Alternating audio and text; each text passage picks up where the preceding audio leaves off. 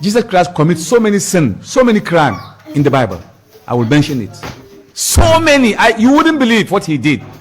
Because the first miracle that Jesus Christ performed in the Bible, he turned water into wine, and people drink and they get booze. That is why wine is common in Christendom. They use wine, our Father, and baptism. He turned water into wine. Where? In the book of John chapter 2 verse 3. When someone quotes a passage from the Bible and uses it to criticize Christianity, please remember these important points. They're using deception to make you believe in their conspiracy agenda.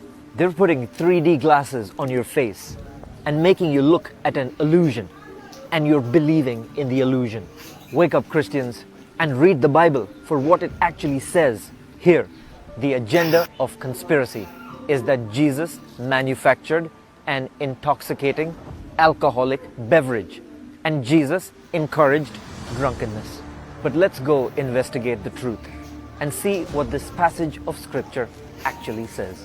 John chapter 2 and verse 3 says that the wine supply ran out during the festivities at the wedding of Cana.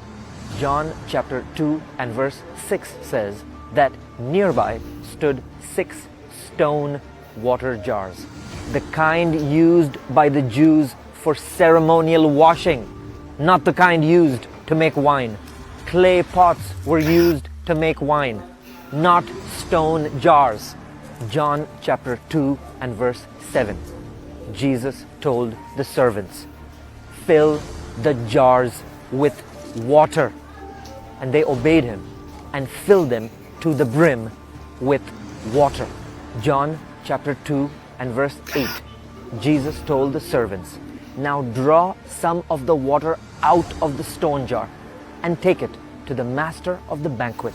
And they obeyed him.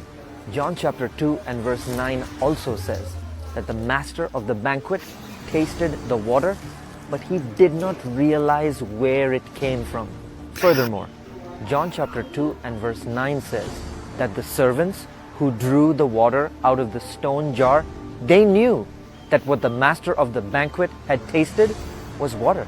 In John chapter 2 and verse 10, the master of the banquet called the bridegroom aside, and he told him, "You have saved the best for last." So a careful study of John chapter 2 from verse 1 to verse 11 reveals to us that Jesus asked the servants to fill the stone jars with water. And he asked the servants to serve this water to the master of the banquets. And this water that the master of the banquets drank tasted better than anything else that he had ever drunk before.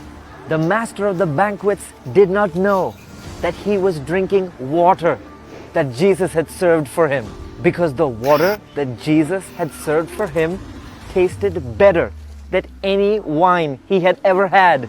And that's why in John chapter 7 verse 37 and verse 38, Jesus stood up and said with a loud voice, "Let anyone who is thirsty come to me and drink, and you will receive living water." The master of the banquet thought that he was drinking the best wine ever, but he was actually drinking living water served by Jesus.